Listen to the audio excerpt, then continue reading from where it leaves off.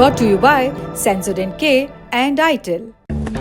बस पैक नहीं है। SLS पैराफिन और दूध का करंट भी कौन? तो लाइफ का करंट ऑन? कुछ भी। तो ट्राई करके देख ले। Sensodyne K toothpaste for sensitive teeth. पहली सुर्खी कनाडा से आई है।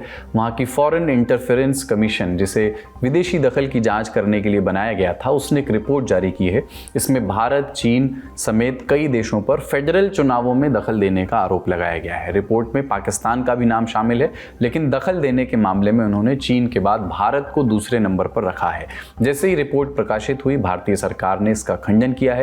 विदेश मंत्रालय ने इस रिपोर्ट को निराधार बताते हुए कहा कि असल में कनाडा लगातार भारत के आंतरिक मामलों में दखल दे रहा है। कनाडा ने अपनी धरती पर अपराधियों को अवैध प्रवास और ऑर्गेनाइज्ड क्राइम के लिए माहौल दे रखा है, जो भारत के लिए गंभीर चिंता का विषय है। आसान भाषा में कहें तो कनाडा अपने देश में भारत विरोधी तत्वों और खालिस्तानी अलगाववादियों को लगातार पनाह और समर्थन दे रहा है। भारत ने उम्मीद जताई है कि अवैध प्रवास को पोषित करने वाले सिस्टम को खत्म किया जाएगा, ताकि दोनों देशों के संबंध सुधर सकें। विदेशी दखल के आरोपों की जांच करने वाले कमिश्नर मैरी जोसी हॉग ने रिपोर्ट में लिखा कि पीपल्स रिपब्लिक ऑफ चाइना की तरह भारत भी 2019 से कनाडा में डिप्लोमेट्स और प्रॉक्सी एजेंट्स के जरिए दखल देता है। खुफिया जानकारी का हवाला देते हुए उन्होंने बताया कि इन देशों द्वारा कनाडाई नेताओं को वित्तीय सहायता दी जाती है, ताकि चुनाव जीतने के बाद इन नेताओं को अपने पक्ष में प्रभावित किया जा सके। भारत, चीन के साथ इस रिपोर्ट में रूस, पाकिस्तान और ईरान का भी नाम है। हालांकि इस बात का कोई प्रमाण नहीं मिला कि इन हस्तक्षेपों से चुनावी नतीजों में कोई बदलाव हुआ है या नहीं।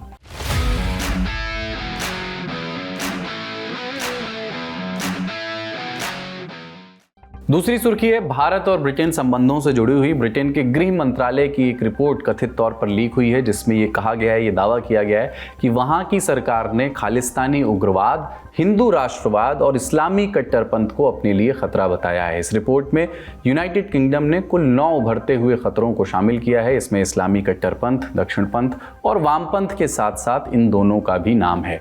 रिपोर्ट्स के अनुसार हिंदू राष्ट्रवाद को खतरे के रूप में शामिल करने की वजह है 2022 में लीस्टरशायर में हुए दंगे। तब 28 अगस्त को भारत पाकिस्तान एशिया कप के मुकाबले के बाद हिंदुओं और मुसलमानों के बीच वहां पर झड़प हो गई थी। यूके में हुए दंगों के बाद वहां की सरकार ने उग्रवाद से निपटने के लिए 2024 में कई नीतियां बनाई थी।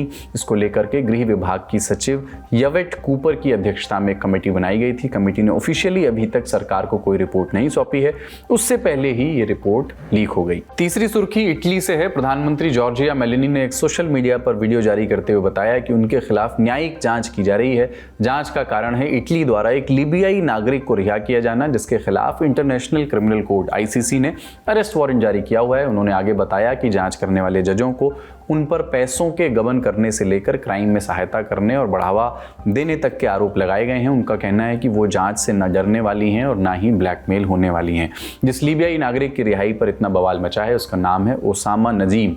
वो लीबिया में एक जेल का निदेशक था। नजीम पर आरोप है कि जेल की देखरेख के दौरान उन्होंने मानवता के विरुद्ध अपराध किया है। उन पर कैदियों की हत्या के साथ यातना, बलात्कार और यौन हिंसा तक के आरोप हैं। इन आरोपों का संज्ञान लेते हुए ICC ने 18 जनवरी को अरेस्ट वारंट जारी कर दिया था। उसी दिन ICC ने इटली सहित 6 और देशों को गिरफ्तारी के लिए रिक्वेस्ट भेजी। इंटरपोल से रेड नोटिस जारी करने की भी रिक्वेस्ट की। इसके अलावा ICC ने नजीम के संभावित ठिकाने और आवाजाही की रियल टाइम इंफॉर्मेशन दी।